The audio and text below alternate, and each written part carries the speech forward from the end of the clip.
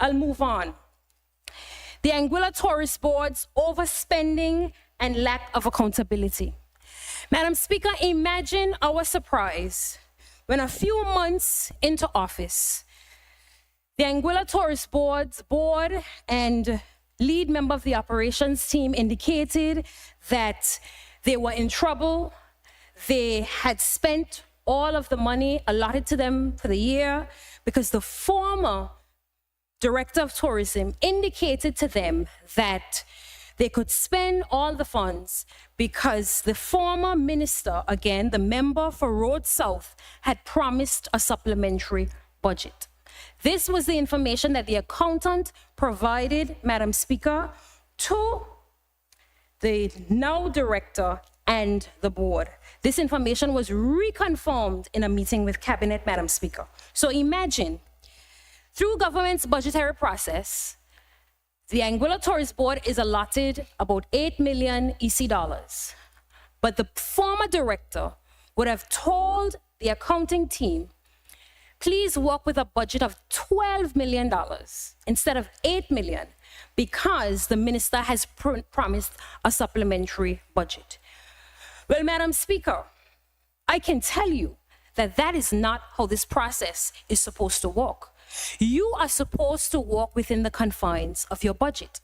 In the event that there are cost overruns or there are major projects during the year that you want to take advantage of, then you should be coming back, Madam Speaker, to the government of Anguilla to ask for supplementary support, to make a case for additional support, not coming into the year, spending up all your monies to then come to the government of Anguilla to bail you out because a minister has allegedly promised you a $12 million budget, Madam Speaker, that has never been reflected in any budget.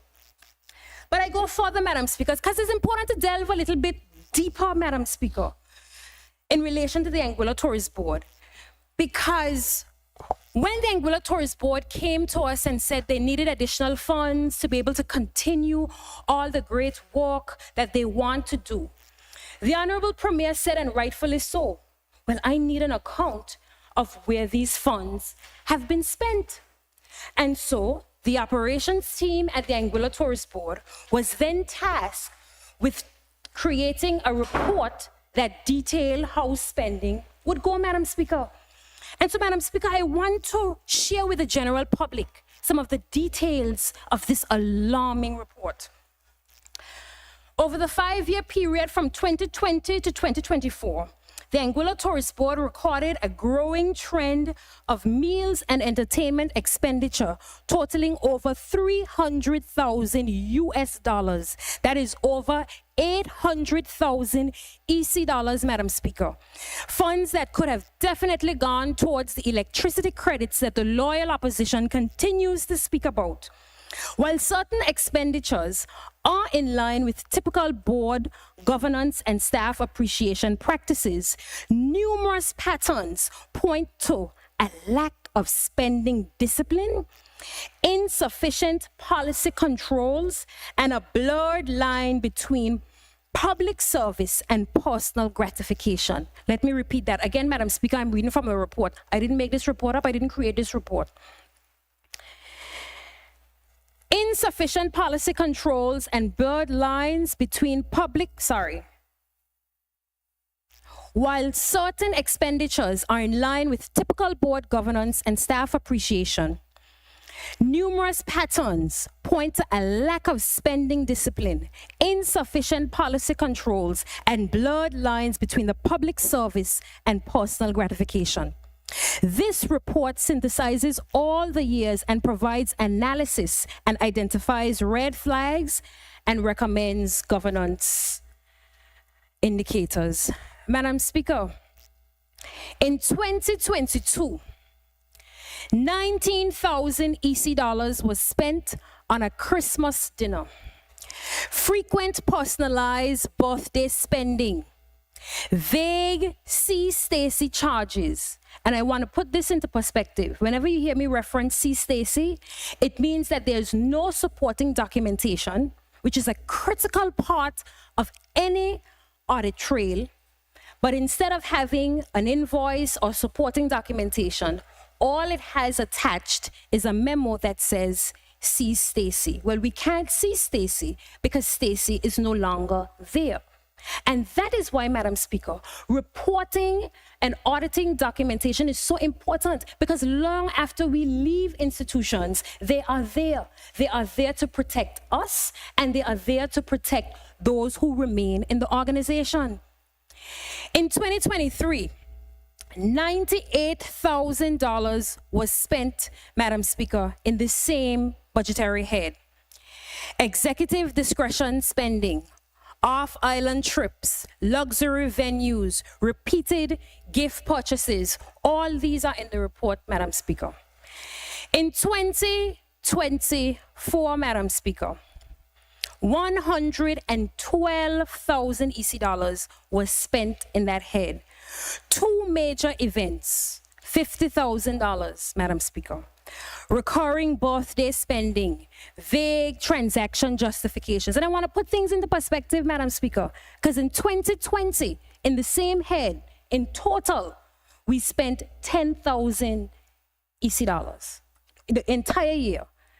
And you jump to 2024, and you have spent $112,000, Madam Speaker, in the same head. You don't have way more staff. As a matter of fact, in some cases, you had less staff in some times. But yet, you have this overspending, Madam Speaker. And they get further into the specifics. In 2022, December, 19,000 EC dollars spent on Christmas dinner for staff. In 2024, the chairman's farewell was 25,000+ EC dollars, Madam Speaker. Imagine you are having a farewell for a chairman of a board, and you are spending over $25,000. Madam Speaker, this money could be spent on the electricity credits that the loyal opposition keeps referring to. Because I'll further get to this further down, Madam Speaker. The concern, it says, over 40% of annual M&E in some years went towards holiday functions or farewell parties, signaling unsustainable and reputationally risky practices. Honorable member, you're disturbing my presentation. I know it's unsettling, but you are loud. It further says, Madam Speaker, executive and personalized discretionary spending. It says, see Stacy entries appear in 2022, 2023, and 2024. And I will say to you, Madam Speaker, I can put my neck on the block that you will not see any see Stacy entries prior to April 2022, when I resigned from the Anguilla Tourist Board. All of these see Stacy entries can only appear after April of 2022.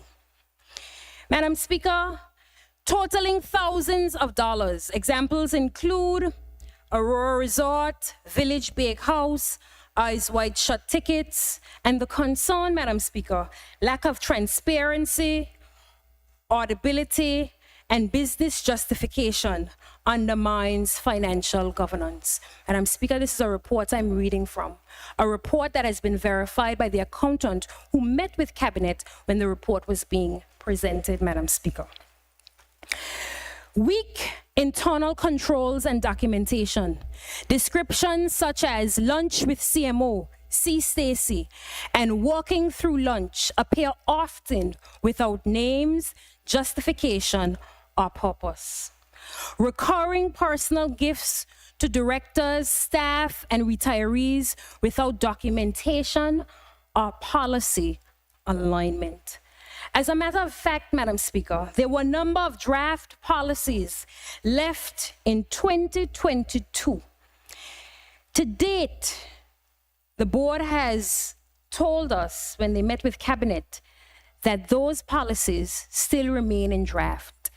Imagine, Madam Speaker, I would have drafted those policies to help with internal controls, and accountability. So there was no need for anybody to come in and draft them. The policies are already there drafted, yet they remained in draft since 2022, 2023, 2024, Madam Speaker. And I'll wrap up on the Anguilla Tourist Board because I have a few more.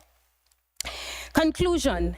The Anguilla Tourist Board meals and entertainment expenditure over 2020 to 2024 reveals increasing discretionary spending, poor documentation, and absence of internal controls. While team morale and stakeholder relations are important, which I agree, the current approach raises compliance, reputational, and fiduciary concerns. Immediate policy adoption, strict oversight, and a shift towards transparency are essential to ensure that public funds are spent ethically. So you know what, Madam Speaker? In order for us not to have the Anguilla Tourist Board empty-handed and not without the ability to represent the destination, our Honorable Premier had to then take funding, Madam Speaker, from other areas of underspend in our budget to be able to transfer to the Anguilla Tourist Board, Madam Speaker. So when you hear the honorable members talking about the electricity credits and what they should do, what they're not telling you is that the decisions made under their watch, Madam Speaker, they have implications. And the Honorable Premier cannot just spend willy-nilly, Madam Speaker. The Honorable Premier has to consider all the different elements, all the different implications, Madam Speaker, and then make decisions that are in the greater interests of the people. In addition to that, Madam Speaker, last year we had a budget of overseas travel of over 3 million EC dollars, Madam Speaker. To date, Madam Speaker, we have spent over 7 million EC dollars in overseas travel. Not overseas travel, Madam Speaker, overseas medical treatment. My apologies. And Madam Speaker, that is because this government is a people-centered and people-focused administration, Madam Speaker. And we believe that no one should be left behind, Madam Speaker. It doesn't matter if your family doesn't have, if you are without. If we are in a position to stand in the gap for you, this administration will stand in the gap for you, Madam Speaker. So yes, there may be persons who are upset that they haven't received electricity credits, but I know that there are many grateful families, Madam Speaker, who are happy when this administration stood in the gap for their loved one and gave them a fighting chance, Madam Speaker. And Madam Speaker, I make no apologies for us giving Anguillians a fighting chance, because every single person deserves a chance at life, Madam Speaker. Madam Speaker, and this aspect of the Anguilla Tourist Board's funding, before I move on, is just one small aspect. There are other major areas, Madam Speaker, that I don't have the time to ventilate currently. But I'd like to move on, Madam Speaker, to the donor-funded basketball court that was not fit for purpose, Madam Speaker. This project started way before Lansing Bowl Cultural Center.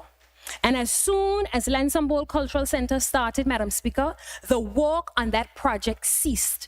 So when you hear them talking about, oh, it's 2025, we've been in for 10 months and no work has been done, Madam Speaker, the project started long before we came to office. The project started long before Lansing Bowl Cultural Center, and yet the project was not finished. So we should be asking the question to the honorable member for Road South about what happened to the funds. Why did the project stop? Madam Speaker, we didn't stop the project. We met a project that had already stopped. The member also asked questions, Madam Speaker, in relation to whether the funding was done or not. Well, I can't answer whether the funding was done or not, Madam Speaker. You know why? Because there's no proper government accounting trail that you can audit. And you know why that is the case, Madam Speaker? Because just like the Lansing Bowl Cultural Center, donor funding was given straight to the contractor. Michael Sports, no one has a copy of the contract between the donor and the contractor. We don't know what the terms of reference are, Madam Speaker. We can't determine value for money. I hear people asking all the time, when are you going to do a forensic audit on Lansing Bowl Cultural Center? When are you going to do a forensic audit on the Blowing Point basketball court? But how can you do an audit, Madam Speaker, when no monies were deposited to the government of Anguilla's account? One, you have no sight of the contract, Madam Speaker, so you can't determine what were the performance indicators, whether they were met, whether there was legitimate overspend or underspend. We don't know. But you see, Madam Speaker, that is part of the problem when you don't go through open and fair, transparent processes. So when I hear the hypocrisy from the members of the loyal opposition, it is laughable, except it is not funny. Because now this administration is part of the cleanup crew. And they would have coined themselves, Madam Speaker, as the do things crew, which is great, no problem. But we are the do things right crew, Madam Speaker. And we are going to get it right the first time.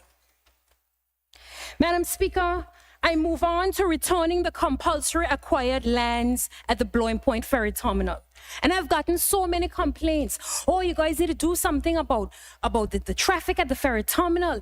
The spacing is too tight. We don't know what's going on. Madam Speaker, there was a time when perpetrators ran right up to the door of the ferry terminal and was able to attack someone, Madam Speaker. God bless that the person was not killed, Madam Speaker. A guest was nicked on their foot, Madam Speaker, traumatized. Someone who had been coming here for years, traumatized, Madam Speaker.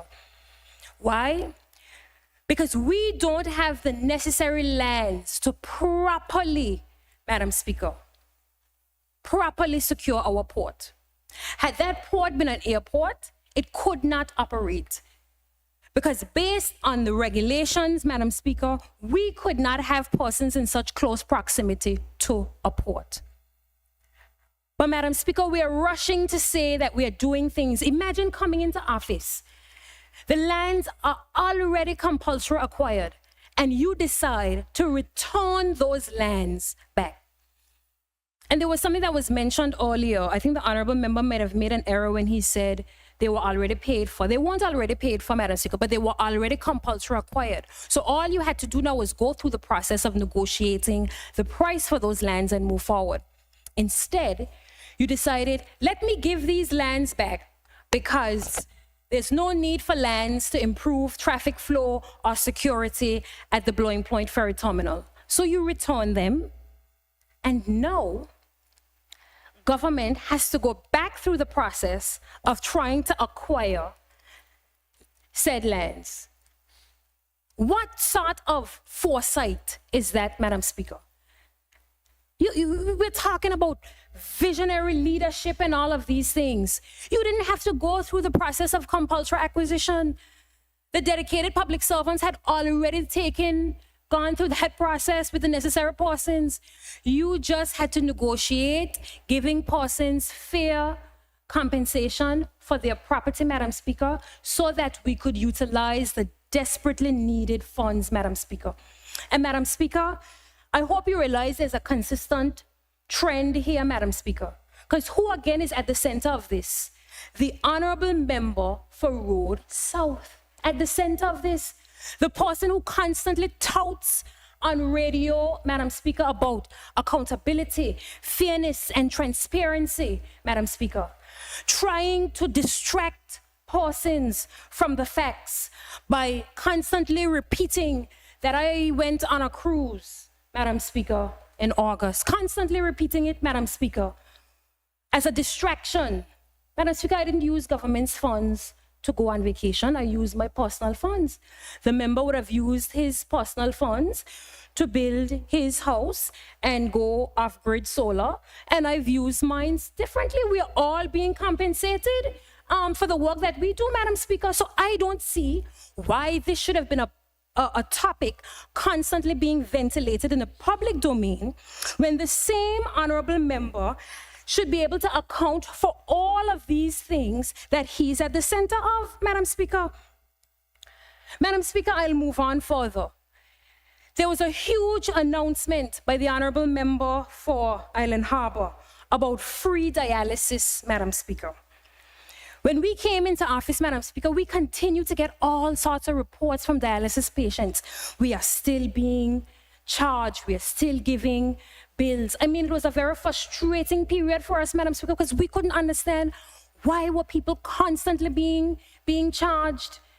Come to find out, Madam Speaker, no policy paper had gone to Executive Council outlining that you were giving free dialysis, Madam Speaker, and essentially we were being told this could not be offered unless Executive Council had approved this. So then we had to then go through the process of getting a policy paper done to get it through Executive Council. And while, Madam Speaker, we would have wanted to legislate this, there was very little time. We needed to be able to give people immediate relief. So again, moving forward, these are things that we will have to enshrine in legislation: senior shield, junior shield, and free dialysis care, Madam Speaker. Again, making these general promises to the public, but not ensuring that the requisite work is being done to ensure that translates into that delivery, Madam Speaker. Madam Speaker, I'm happy to report that we were able to approve this in Executive Council a few weeks ago, Madam Speaker.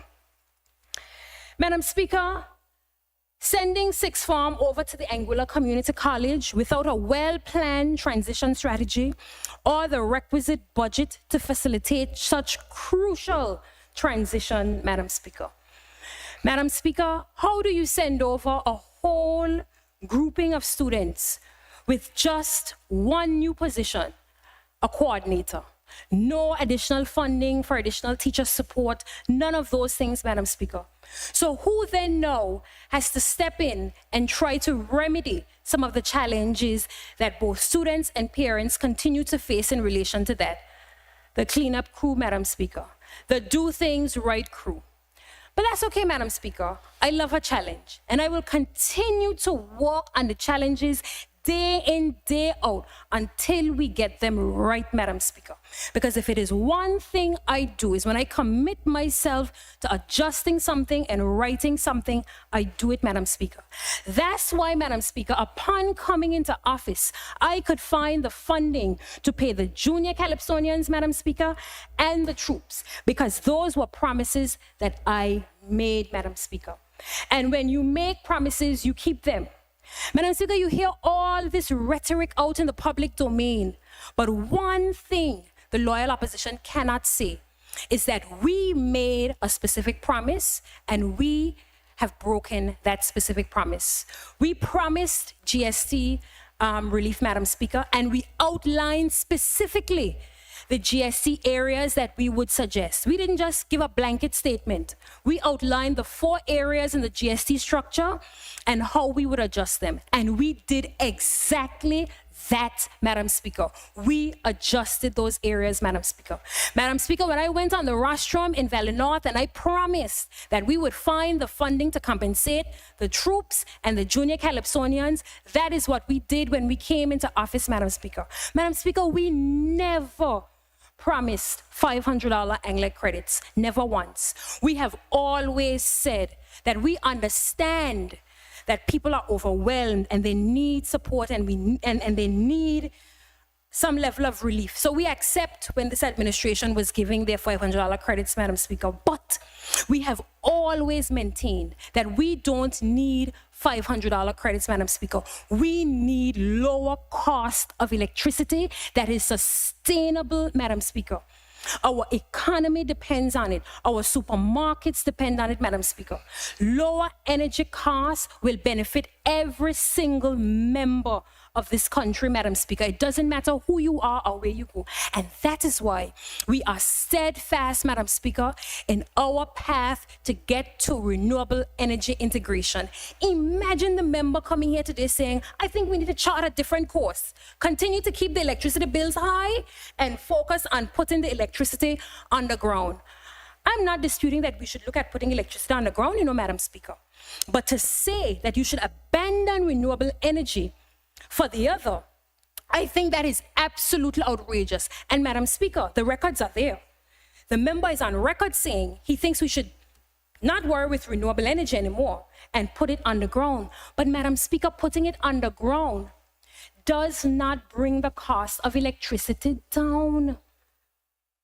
We need to give people long-term sustainable relief. These quick fixes, let me give you a $500 here and let me wait 3-4 months, give you another $500. No, you need consistent lower level electricity.